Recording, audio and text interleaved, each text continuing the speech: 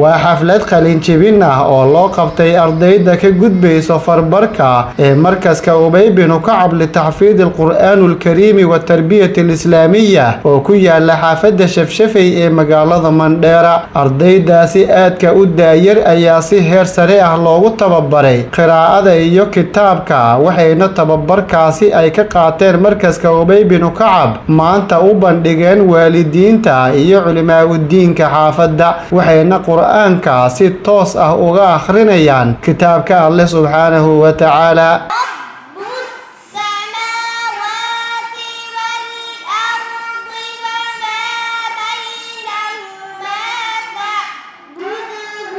maamulaha markaska Ubay bin Kacab Macallin Maxamed ayaa inoo faahfaahinayo tirada ardayda farbarka ka gudbayso iyo waxa ay xafladu ka koobnayd, waxaana uu macalinka hadalkiisa ka soo jeedinayaa isagoo ardaydiisa bartamaha uga jira.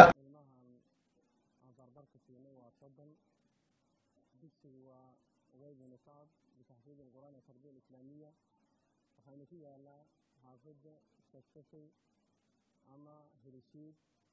meeday dadka magaalada ay garanayaan dawladeed la arkay waalidiinta ulama lagu yeernay marxalad badan jooga xaflad aan ugu qabanay hadda waxaan u gudbayaan quraanka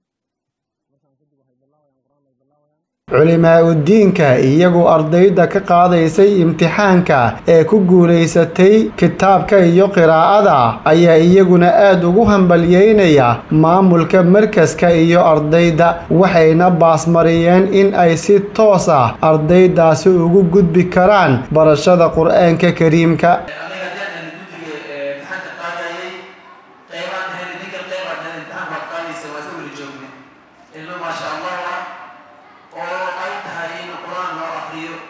الله سبحانه وتعالى إيشو إلهي جهد الوصول آد حقيقة دلال عن عادهن حتى أقولك أي شيء المعلومات اللي سديت بلوت أي معلومات ما قبل وجه حتى عم يسنوي ما قبل الوصول ديالي قبل يوسيني وحان أرقني وح عم فرحني وحان أرقني وح الشافرة وحان أرقني وح قلب القرآن وحان أرقني وح لا يسوق يجعلني وحان أرقني وح شيطان يسوق يكنحان وحان أرقني الميت وقرآن كمان وصف بحيوة أدمون سبوس عكسون ديالي وهو يكرر بودها وقرأنا يسا هذا رسالة أكيسين لأن وحان أرقني أنه تكميل كما إلى ذوي الدين إظهار إغلاب إخفيه لما أحكام المساك والترويج يمدوده مركز لو يديه وراك سطوها ماشي صفحة كعب معلمين ما هنلودي إن دلال هو بالجبارة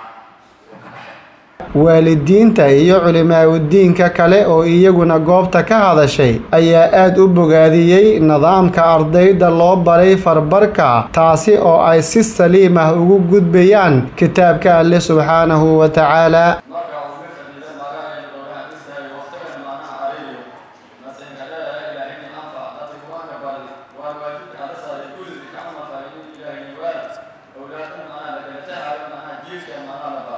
إلهي الماء حموده وبعد هذا ورقي إيمان دين إبادة حقيقة ترى الله مولده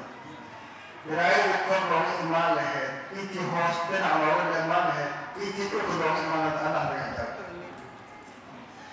دبنا وإيمان وإيمان الله رجعك الجن إبتسي أبدل أبتسي أنت الله رجعك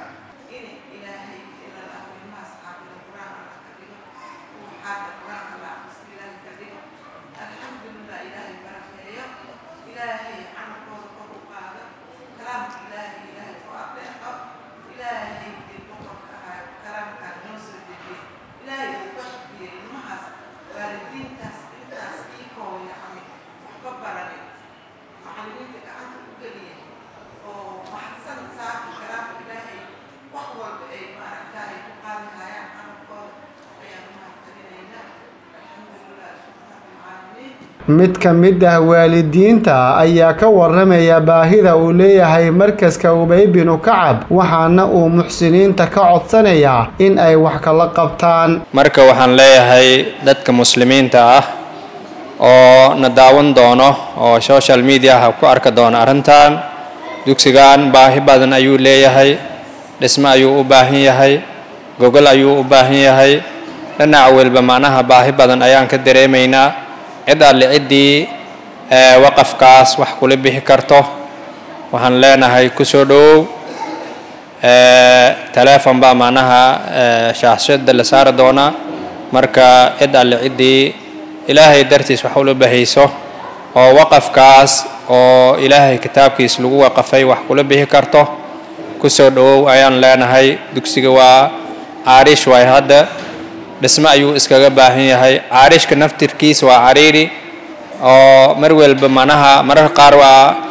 waa dumaya dhismo ayuu macnaha ayaan ku celinaynaa marka arrimahaas inaan ka gudubno aad iyo aad ayaan u jeclaan lahayn marka waxaan leenahay dadka muxsiniinta ah oo walaalaha ah oo jecel inay macnaha ilaahay agtiisa wax dhigtaan oo akoonka aakhir wax gashtaan sidii maam Xamzaba dhulka ula baxday oo waqafkeedu macnaha maanta ay u daawanayso wanaagiisa idinkana macnaha waqafkaas wax kula bahayaan idin leenahay jazaakumullahu khayr